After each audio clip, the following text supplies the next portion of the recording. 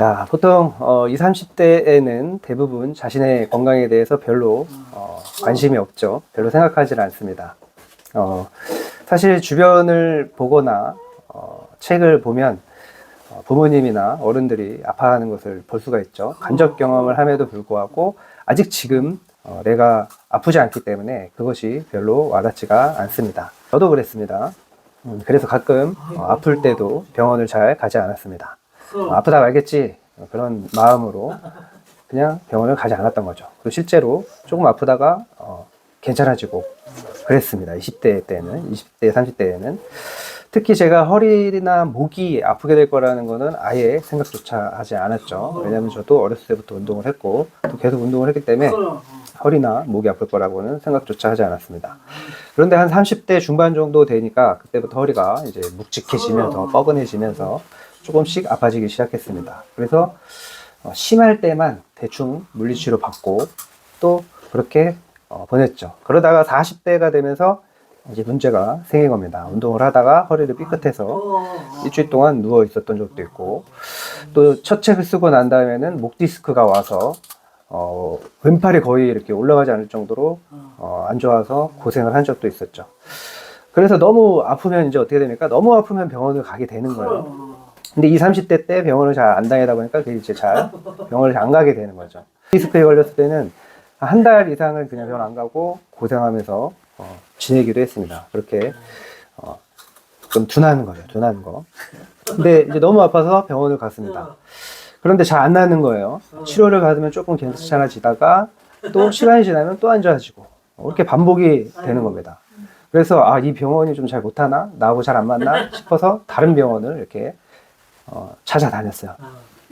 그러다가 마지막으로 간 병원에서 사진을 찍더니 이제 의사 선생님이 저한테 물어보는 겁니다. 혹시 허리를 심하게 다친 적 있습니까? 막 이렇게 물어보는 거예요. 40대 중반이 넘었으니 사실 다친 적이 왜 없겠어요? 그래서 언제를 바라는 거지? 이런 생각을 하다가 이제 있었는데 의사 선생님이 무슨 교통사거나 아니면 어디서 떨어졌거나 그런 심하게 허리가 다친 적이 무리가 간 적이 있었던 것 같다. 그러니까 잘 생각해보고 또 그것을 잘 치료해야 된다. 뭐 이런 식으로 얘기를 하는 겁니다. 그래서 집에 돌아가면서 생각을 해봤습니다.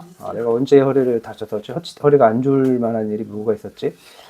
교통사고는 그렇게 심하게 겪은 적이 없고 그래서 막 생각을 해보는데 한 가지가 떠오르는 거예요. 제가 이제 장이 별로 안 좋아서 어릴 때부터 장에 관련된 여러 가지 경험을 남들이 해보지 못한 경험들을 많이 했습니다. 여러분도 잘 알고 계시죠?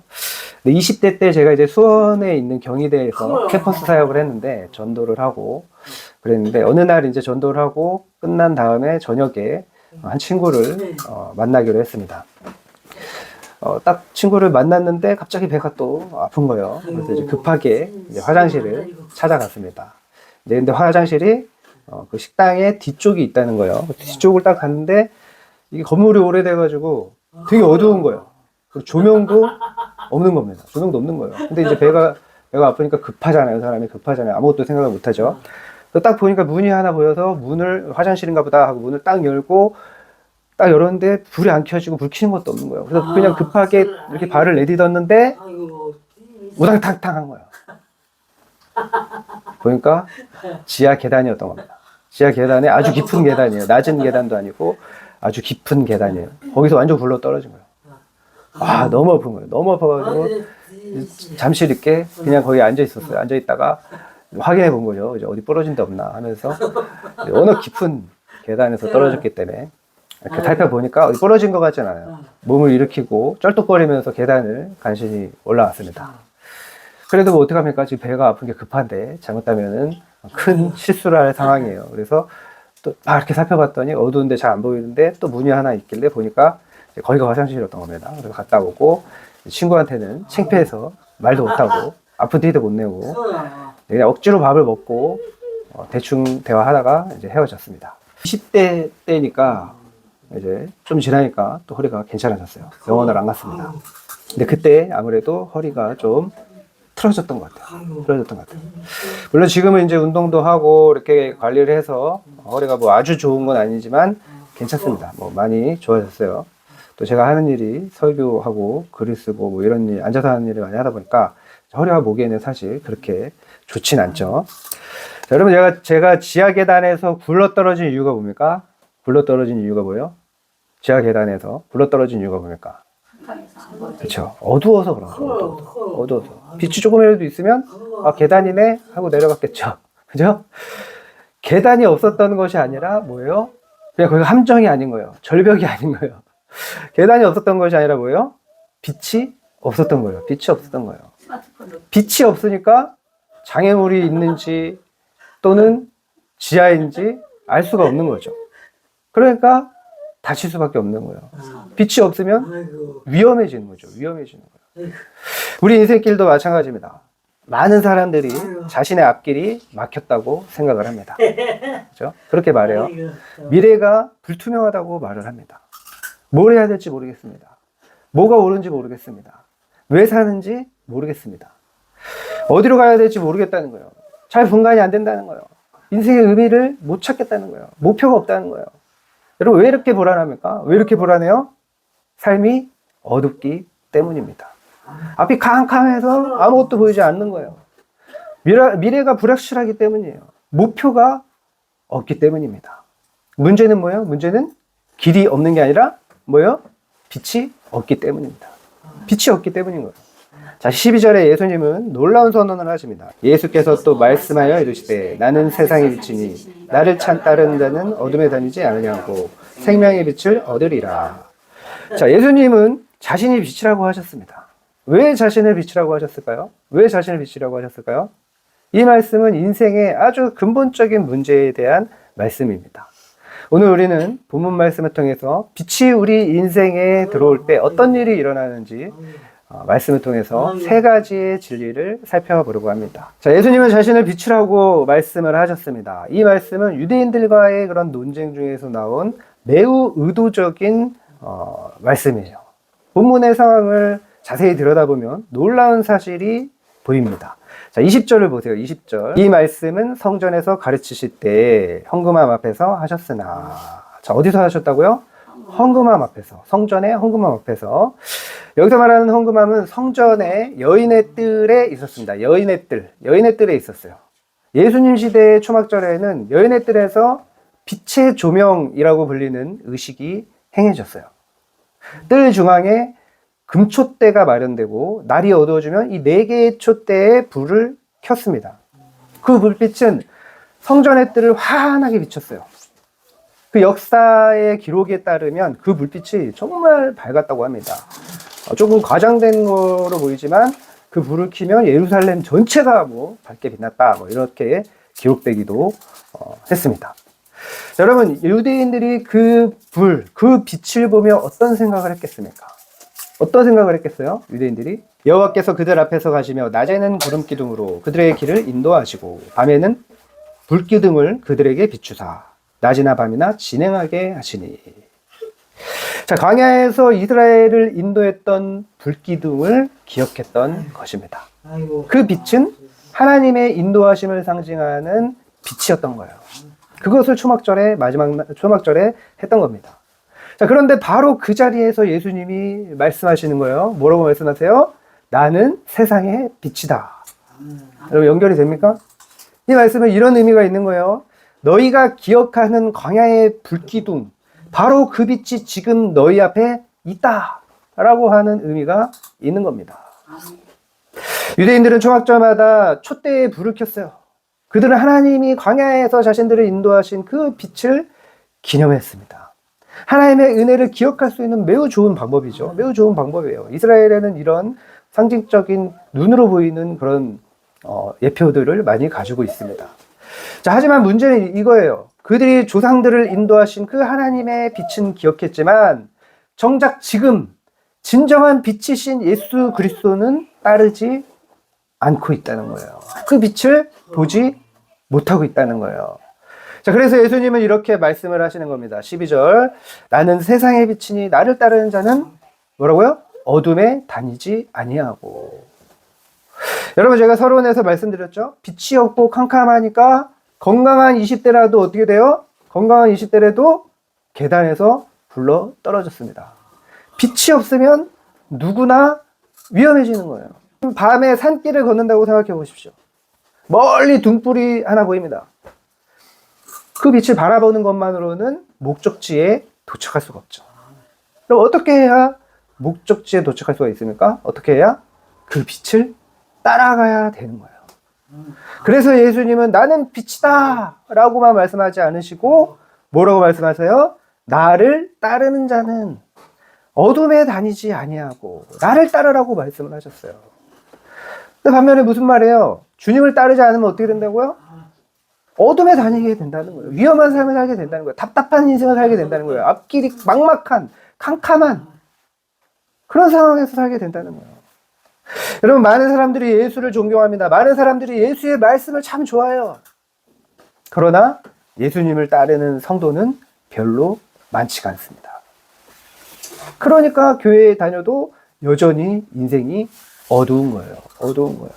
영국의 작가 C.S. 루이스는 말했습니다. 나는 태양이 떠 있는 것을 믿는 이유가 단지 보이기 때문이 아니라 그 빛으로 다른 모든 것을 볼 수 있기 때문이다.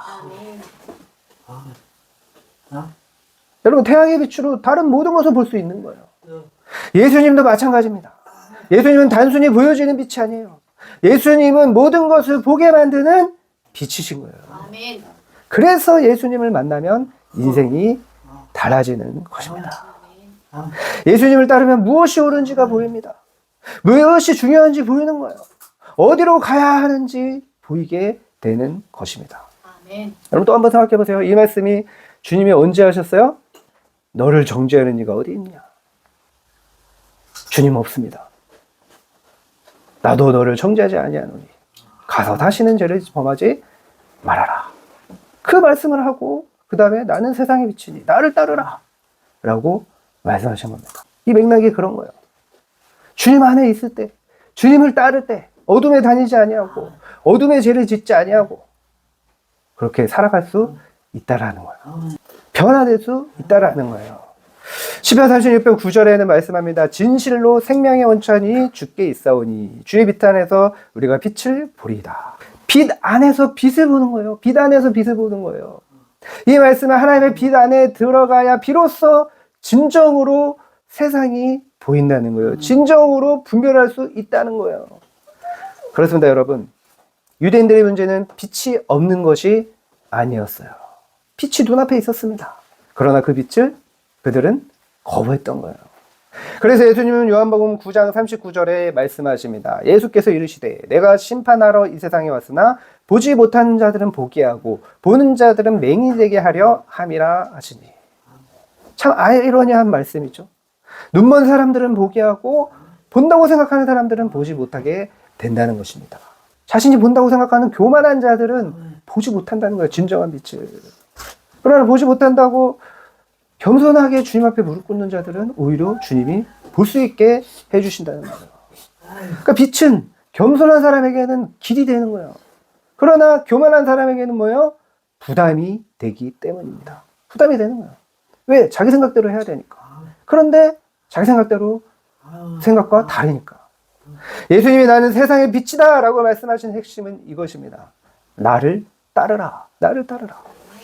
빛은 바라보기만 하는 것이 아니라 따라가야 되는 것이기 때문인 것입니다. 아멘. 여러분, 이것이 첫 번째 메시지입니다. 예수는 우리가 따라가야 할 빛이시다. 그렇습니다, 여러분. 빛은 바라보기만 하는 것이 아니라 따라가야 되는 거예요. 여러분, 예수님을 바라보기만 하는 신앙이 아니라 예수님을 따라가는 성도 되시기를 바랍니다. 아멘. 그럴 때 우리는 더 이상 어둠 속을 걷지 않게 되는 거예요. 여러분의 인생길이 어두운 밤길이 아니라 예수 그리스도의 빛을 따라 밝고 형통한 길이 되시기를 주님의 이름으로 축원합니다. 자, 어느 겨울날 한 신문학자가 학생들에게 한 실험을 보여줬습니다. 같은 씨앗을 두 개의 화분에 심었어요. 하나는 햇빛이 잘 들어오는 그런 창가에 뒀습니다. 또 다른 하나는 어두운 상자 안에 넣었어요. 시간이 지나니까 이 두 씨앗이 놀라운 차이가 났습니다. 어떻게 됐을까요? 햇빛을 받은 씨앗은 싹이 나고 자라가기 시작했습니다. 그런데 반대로 어둠 속에 있는 씨앗은 어떻게 됐어요? 당연히 썩어버렸겠죠. 두 씨앗의 차이가 무엇입니까? 두 씨앗의 차이가 뭐예요? 빛이 있느냐 없느냐인 거예요. 빛이 있을 때 어떻게 됩니까? 생명은 자라나게 돼 있습니다. 생명력이 생기게 돼 있어요. 그래서 예수님은 12절에 나는 빛이니 나를 따르는 자는 어둠에 다니지 아니하고, 아주 중요한 말씀을 하세요. 뭐예요? 뭐예요? 생명의 빛을 얻으리라. 생명의 빛을 얻으리라. 이것은 단순히 길을 비추는 그런 빛이 아니라 생명을 살리는 빛이라는 말씀입니다. 우리가 사는 이 세상에서 빛이 사라지면 어떤 일이 일어나겠습니까? 어떤 일이 일어나겠어요? 그러면 태양이 사라진다고 생각해 보세요. 어떤 일이 일어나겠습니까? 식물은 광합성을 할 수가 없습니다. 그래서 결국 어떻게 돼요? 생태계가 무너지게 되는 거죠. 식물이 생기지 않으니까 생태계가 무너지는 거예요. 결국 생명이 사라지는 겁니다. 요한복음 1장 4절을 보십시오. 그 안에 생명이 있었으니 이 생명은 사람들의 빛이라. 이 생명은 사람들의 빛이라. 여러분, 여기에 놀라운 순서가 있어요.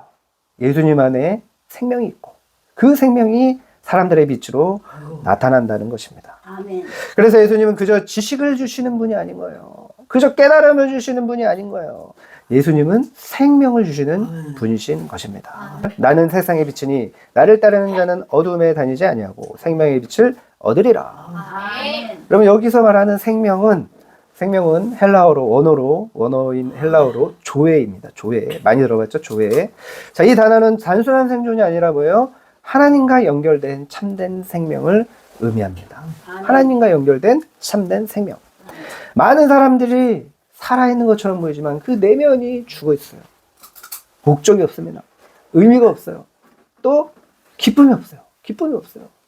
지나가는 사람들 얼굴 한번 보십시오. 웃음이 없어요. 웃음이 사라졌어요. 그래서 잠언 14장 12절은 말씀합니다. 어떤 길은 사람이 보기에 바르나 필경은 사망의 길이니라. 우리가 정말 많이 암송한 말씀이잖아요. 겉으로는 잘 살아가는 것처럼 보이지만 결국은 죽음으로 가는 길이 있다는 것입니다. 그런데 예수님은 이렇게 선언을 하셨어요. 요한복음 10장 10절 도둑이 오는 것은 도둑질하고 죽이고 멸망시키려는 것뿐이요 내가 온 것은 양으로 생명을 얻게 하고 더 풍성히 얻게 하려는 것이라. 생명을 주러 오신 분이십니다. 오늘날 많은 사람들이 빛을 찾습니다. 지식의 빛, 성공의 빛, 쾌락의 빛. 사람들은 그것이 자신의 인생을 밝게 비춰줄 것이라고 생각을 하는 거예요. 그러나 빛처럼 보이는 모든 것들이 생명을 주지는 못한다는 것입니다. 오늘날 사람들이 풍요롭지만 공허합니다. 나름대로 인생을 즐기지만 행복하지가 않아요. 잠깐 행복한 것처럼 느낄 뿐인 거예요. 오히려 우울증과 공황장애 등 셀 수 없는 여러 가지 심리적 아픔을 겪고 있습니다. 왜 그렇습니까? 왜 그래요? 이렇게 풍요로운데, 이렇게 살기 좋은데 왜 그렇습니까? 그들은 그 모든 것들은 생명의 빛이 아니기 때문이에요. 생명의 빛이 아니기 때문이에요. 보네퍼는 말했습니다. 사람은 무엇을 위해 사는지 알 때만 비로소 살아있는 사람이 된다. 여러분, 예수님이 주시는 생명은 그저 오래오래 사는 것이 아닙니다. 왜 사는지 아는 삶이에요. 그런 생명이에요. 성경을 보면 예수님을 만난 사람들은 삶이 달라졌습니다. 삭개오는 탐욕에서 자유를 얻었습니다. 막달라 마리아는 절망에서 회복됐어요. 제자들은 두려움에서 벌벌 떨던 그런 삶에서 담대하게 복음을 전파하는 그런 사명자의 삶을 살았습니다. 또 우리가 아까 얘기했지만 이 앞구절에 가늠한 여인은 어떻게 됐어요? 생명을 얻은 거예요. 돌에 맞아서 죽을 그 상황에서 예수님을 만나서 예수님의 그 생명의 빛을 얻어서 생명을 얻은 것입니다. 여러분, 왜 이런 변화가 일어났을까요? 왜 이런 변화가 일어났어요? 그들 안에 생명이 들어왔기 때문입니다. 요한복음 11장 25절에서 예수님은 말씀하셨습니다. 예수께서 이르시되 나는 부활이요 생명이니 나를 믿는 자는 죽어도 살겠고. 그리고 예수님은 생명 그 자체신 거예요. 그래서 예수님이 우리 안에 들어오면 죽어있던 영혼이 살아나는 것입니다. 죽어있던 영혼이 살아나는 거예요. 이것이 두 번째 메시지입니다. 예수는 생명을 주시는 빛이시다. 나는 세상의 빛이다 라고 말씀하신 이유는 단지 길을 밝히기 위해서만이 아닙니다. 예수님은 우리에게 생명을 주시는 빛이시라는 거예요. 생명을 주시는 빛. 빛이 있는 곳에는 생명이 있습니다. 빛이 없는 곳에는 반대로 뭐가 있어요? 죽음이 있는 거예요. 그래서 예수님은 말씀하셨습니다. 약속하셨습니다. 나는 세상의 빛이니 나를 따르는 자는 어둠에 다니지 아니하고 생명의 빛을 얻으리라. 아멘. 생명의 빛을 얻으리라. 세상의 많은 빛들은 잠시 우리의 눈을 밝힐 수는 있습니다. 그러나 오직 예수 그리스도만이 우리의 영혼을 살리는 빛이심을 여러분 믿으시기를 바랍니다. 여러분의 삶 속에 예수 그리스도의 빛이 비추어 지쳐있던 영혼이 살아나기를 바랍니다. 메마른 마음에 생명이 자라기를 축복합니다. 하나님의 생명이 충만히 흐르는 복된 삶 되시기를 주님의 이름으로 축원합니다. 자, 예수님이 나는 세상의 빛이다 라고 말씀하시자 바리새인들은 바로 반박을 합니다. 바로 반박을 해요. 자, 13절. 바리새인들이 이르되 내가 너를 위하여 증언하니 내 증언은 참되지 아니하도다. 자, 그들은 예수의 말을 믿지 않은 거예요. 예수의 권위를 인정하지 않은 거예요. 오히려 예수를 제거하려고 했습니다. 그러나 아무도 그렇게 하지 못했습니다. 왜 그랬을까요? 제거하려고 했는데 왜 아무도 제거하지 못했을까요? 이 말씀은 성전에서 가르치실 때 헌금함 앞에서 하셨으나 잡는 사람이 없으니 이는 그의 때가 아직 이르지 아니하였음이라. 자, 하나님의 때가 아직 오지 않았기 때문입니다. 성경을 보면 빛이 나타날 때마다 어둠은 늘 반드시 반응을 했어요. 요한복음 1장 5절은 말씀합니다. 빛이 어둠에 비치되 어둠이 깨닫지 못하더라. 어둠이 빛을 깨닫지 못하는 거예요. 그래서 그 빛을 거부하고 공격하는 것입니다. 바리새인들도 그런 거예요. 그들은 성경을 가장 많이 아는 사람들이었어요. 그러나 빛이신 예수님이 눈앞에 계실 때 그들은 그 빛을 받아들이지 않았습니다. 오히려 그 빛을 없애려고 했어요. 이것이 어둠의 특징이에요. 어둠은 빛을 깨닫지 못하고 오히려 어떻게 해요? 빛을 미워합니다. 미워하는 거예요. 미워하는 거예요. 사람들은 종종 어둠이 더 강해 보인다고 생각을 합니다. 왜 그렇습니까? 어둠의 임팩트가 너무 크기 때문이에요. 어둠 속에 있을 때 그 고통이 되게 크게 느껴지기 때문인 거예요. 길게 느껴지기 때문인 거예요. 그러나 사실은 그렇지가 않습니다. 어둠은 빛이 없는 상태일 뿐인 거예요. 어둠은 빛이 없는 상태일 뿐인 거예요. 빛이 들어오는 순간 어떻게 됩니까? 어둠은 사라지게 되어 있는 거예요. 사라지게 되어 있는 거예요. 어둠은 빛을 몰아낼 수가 없습니다. 그러나 빛은 언제나 어둠을 몰아냅니다. 빛이 오는 순간 어둠은 그냥 사라지는 거예요. 1978년 남아프리카 공화국에는 인종차별 정책인 아파르트헤이트가 여전히 강하게 남아 있었습니다. 많은 사람들이 절망을 했어요. 그러나 한 사람이 희망을 잃지 않았습니다. 그는 감옥에서 27년이나 갇혀 있었던 넬슨 만델라입니다. 넬슨 만델라가 감옥에서 나왔을 때 기자가 물었어요. 27년 동안 감옥에 있으면서 가장 두려웠던 것은 무엇입니까? 넬슨 만델라는 이렇게 대답을 했습니다. 내가 어둠을 미워하게 될까봐 두려웠습니다. 그리고 이어서 또 이렇게 말을 하는 거예요. 어둠은 어둠으로 몰아낼 수가 없습니다. 빛만이 어둠을 몰아낼 수 있습니다. 그렇습니다, 여러분. 빛은 결국 어둠을 이기는 거예요. 예수님은 결국 잡히셨습니다. 그리고 십자가에 달리셨어요. 그날은 세상에서 가장 어두운 날처럼 보였습니다. 제자들은 도망갔어요. 군인들은 예수를 조롱했습니다. 하늘도 어두워졌어요. 어두워졌어요. 빛이 꺼진 것처럼 보였습니다. 그러나 그것은 끝이 아니었습니다. 3일 후에 부활의 아침이 왔습니다. 어둠은 결코 빛을 이길 수가 없는 거예요. 예수는 어둠을 이기신 빛이십니다. 이것이 세 번째 메시지입니다. 예수는 어둠을 이기신 빛이시다. 어둠을 이기신 빛이시다.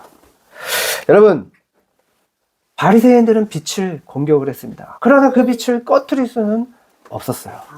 왜냐하면 그 빛은 하나님의 계획 속에 있었기 때문입니다. 여러분의 인생에도 때로는 어둠이 찾아올 수가 있습니다. 실패의 어둠, 두려움의 어둠, 절망의 어둠, 고난의 어둠. 그런데 그때 반드시 기억하시기를 바랍니다. 어둠이 아무리 깊어도 빛을 이길 수는 없는 것입니다. 예수가 바로 그 빛이십니다. 그 빛이에요. 예수가 우리 안에 들어오는 순간 그 어둠은 사라지는 것입니다. 그래서 예수를 따르는 사람은 어둠 속에 머물지가 않는 거예요. 빛이신 예수님이 그 인생을 밝히시기 때문입니다. 오늘 여러분의 삶 가운데 어둠처럼 보이는 문제가 있을지라도 예수 그리스도의 빛이 그 어둠을 결국은 깨트릴 줄 믿습니다. 예수 그리스도의 빛이 길을 열어주실 줄 믿습니다. 소망을 주실 줄 믿습니다.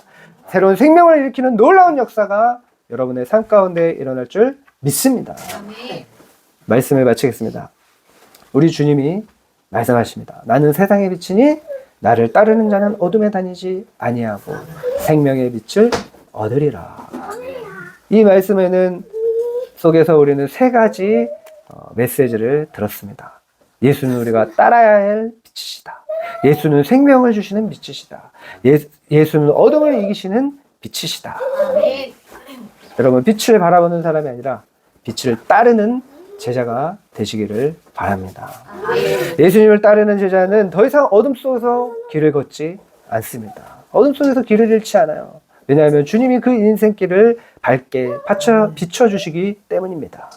여러분에게 예수 그리스도의 빛이 비추어 밝고 형통한 삶 사시기를 축복합니다. 영혼의 생명으로 풍성하시기를 축복합니다. 어떤 어둠 가운데에서도 소망을 잃지 않고 주님으로 인해 늘 승리하는 그런 삶 사시기를 예수 그리스도의 이름으로 축원합니다.